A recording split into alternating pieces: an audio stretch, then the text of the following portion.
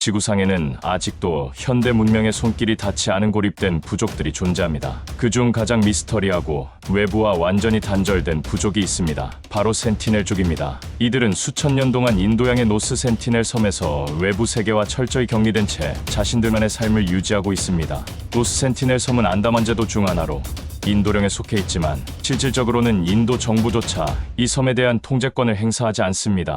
이 섬을 둘러싼 수많은 금지령과 규제는 단순한 여행 금지가 아닙니다. 과거 수십 년간 여러 차례 외부인들이 섬에 접근하려 했지만 그들 대부분은 센티넬족의 맹렬한 저항에 부딪혀 치명적인 결과를 맞이했습니다. 그들에게는 수천 년 동안 축적된 두려움과 방어 본능이 자리 잡고 있었던 것입니다. 외부인에게는 치명적인 화살과 창이 날아왔고 섬은 여전히 수수께끼의 베일에 쌓여 있습니다. 그럼에도 불구하고 이 위험한 섬에 접근한 한 남자가 있습니다. 그는 바로 존 앨런 차우, 미국 출신의 선교사였습니다. 센터넬 섬에 방문한 차우, 하지만 돌아온 것은 그의 죽음 소식이었습니다. 차우는 어떤 이유로 그토록 고립된 이 섬에 들어가려 했을까요? 그리고 그를 기다리고 있었던 것은 과연 무엇이었을까요? 오늘은 외부와의 관계를 끄는 센티넬 쪽에 대해서 알아보겠습니다.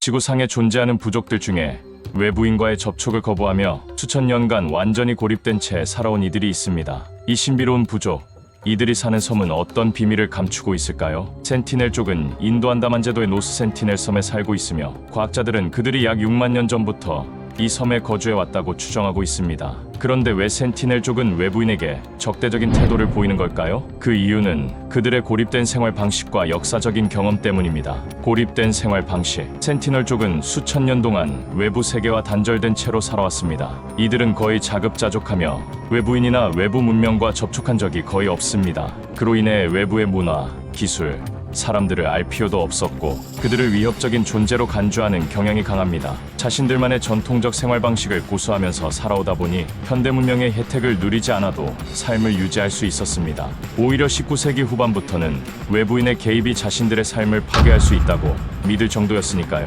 이런 이유로 그들은 자신들의 독립성과 자립성을 지키며 외부인에게 적대적일 수 있다는 주장입니다. 과거의 부정적인 경험. 19세기 후반 유럽 제국주의가 확장되던 시기에는 새로운 영토를 탐험하고 식민지로 삼으려는 시도가 많았습니다. 그 일환으로 영국 탐험가들이 인도양의 여러 섬을 조사하고 거주하는 원주민들과 접촉하려 했습니다. 당시 영국은 안다만 제도를 포함한 여러 지역을 탐험하며 지도를 작성하거나 원주민과의 교류를 시도했는데 노스 센티넬 섬도 이 과정에서 포함되었습니다. 1867년 인도양 주둔군 소속의 모리스 비달 포르테는 노스 센티넬 섬을 탐험하기로 했습니다. 포르테는 센티넬족의 생활을 조사하기 위해 섬에 상륙했지만 이때 센티넬족과의 관계는 매우 불편하고 불안정했죠. 당시 포르테는 섬에서 몇몇 센티넬족을 강제로 데리고 나가 그들의 신체 구조나 생활 방식을 연구하고 일부를 포트 블레어라는 곳으로 이송했습니다. 포트 블레어는 영국 식민지 시대에 정치범 수용소로 악명이 높았고 셀룰러 감옥이 위치한 곳으로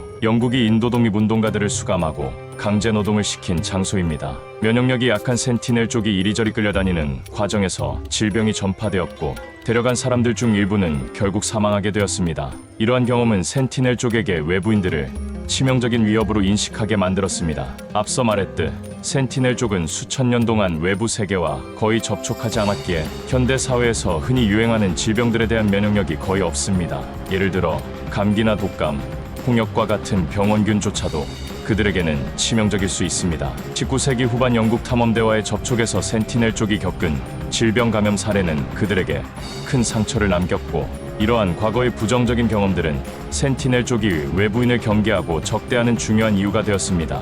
인도 정부는 그들의 문화와 생존을 보호하기 위해 법적으로 접근이 금지된 지역으로 규정하고 그들이 외부로부터의 질병 전파와 문명적 위협을 받지 않도록 보호하고 있습니다. 그러나 일부 탐험가와 선교사들은 이러한 경고를 무시하고 불법적으로 접근하려 했습니다. 2018년 바로 그 해 선교사 존 앨런 차우는 센티넬족에게 복음을 전파하려는 목적을 가지고 섬에 몰래 접근했습니다. 이때 발생한 사건이 바로 존 앨런 차우 사건입니다. 존 앨런 차우는 어린 시절부터 기독교 신앙에 대한 강한 믿음을 가졌으며 이 믿음은 그를 선교사의 길로 이끌었습니다. 그는 노스 센티넬 섬의 센티넬족에게 기독교를 전파하려는 열망으로 가득 차 있었습니다. 차우는 2018년 11월 14일 노스 센티넬 섬에 불법적으로 접근하기 위해 현지 어부들의 도움을 받았고 그 과정에서 센티넬족과 여러 차례의 접촉 시도를 했습니다. 차우는 센티넬족에게 다가가기 위해 선물로 가위, 고기, 낚싯바늘 등을 준비했으며 그들이 호의적으로 자신을 받아들일 것이라는 종교적 신념을 가지고 있었습니다. 첫 번째 시도에서 그는 센티넬족의 화살을 피해 도망쳤고 그 당시 그는 선교 활동을 위해 섬에 접근하면서 자신이 공격을 받을 것이라는 사실을 이미 예상하고 있었습니다. 첫 번째 시도 실패 후 돌아온 차우는 자신의 일기에 센티넬족이 노란색 장신구를 착용하고 있으며 매우 적대적인 태도를 보였다고 기록했죠. 하지만 차우는 포기하지 않고 11월 16일 다시 섬에 접근했습니다. 그날 아침 차우는 센티넬족에게 더 가까이 다가가려 했으나 그들이 던진 화살에 부상을 입었고 결국 그 자리에서 사망하게 됩니다. 차우가 사망한 후 센티넬족은 그의 시신을 섬에 묻은 것으로 추정되며 인도 정부는 그의 시신을 회수하기 위한 시도를 했지만 실패했습니다. 존 차우의 사망 소식은 전 세계에 충격을 안겼으며 동시에 찬반 논쟁을 불러일으키기도 했습니다.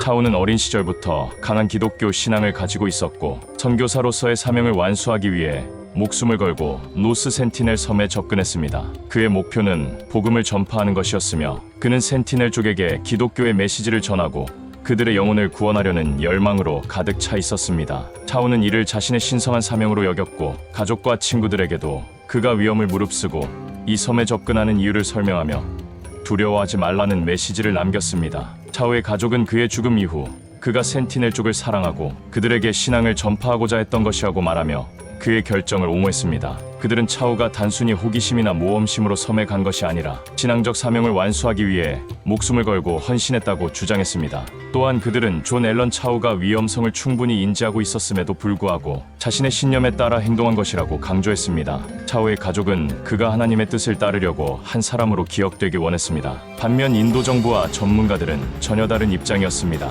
인도 정부는 차우의 사망 소식 이후 매우 신속하게 대응했으며 노스 센티넬 섬 주변의 경계를 더욱 엄격히 통제했습니다. 정부 당국은 차우의 행동이 불법적이며 그가 인도 법률을 위반한 것이라고 지적했습니다. 노스 센티넬 섬은 보호구역으로 지정되어 있으며 외부인의 접근은 엄격히 금지되어 있습니다. 이러한 규정은 센티넬족의 안전과 생존을 보호하기 위해 마련된 것인데 이를 어긴 것이죠.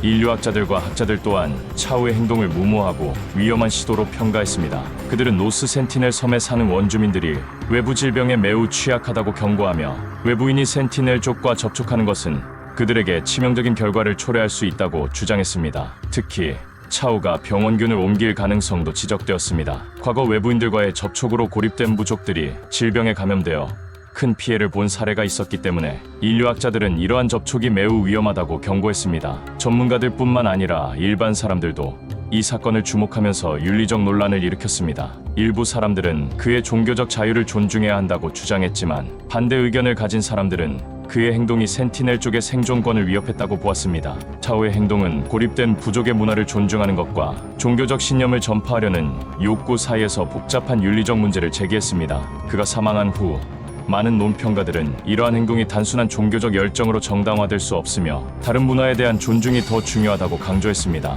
이번 사건을 통해 많은 사람들이 문화적 존중과 종교적 전파 활동 사이의 복잡한 윤리적 문제를 생각해보는 계기가 되었고 센티넬족과 같은 고립된 부족들은 외부로부터의 병원균이나 문명의 영향으로부터 철저히 보호되어야 하며 그들의 문화를 존중하는 것이 중요합니다. 존 차우 사건은 비록 그가 신앙에 대한 강한 열망을 가지고 있었더라도 다른 문화와 접촉하는 방식에 대한 신중한 접근이 필요하다는 점을 알려주며 센티넬족은 그들만의 고유한 문화와 생존 방식을 유지해야 할 권리가 있고 이들을 보호하는 것이 전 세계의 책임이기도 합니다. 여러분은 어떻게 생각하시나요? 고립된 부족의 삶에 외부의 개입이 필요할까요? 아니면 그들의 문화를 존중하며 고립된 삶을 지켜줘야 할까요? 존 차우의 사례는 우리에게 많은 질문을 남깁니다. 그리고 앞으로도 이러한 문제에 대해 신중한 고민이 필요할 것입니다. 오늘의 영상은 여기까지입니다. 시청해주셔서 감사합니다.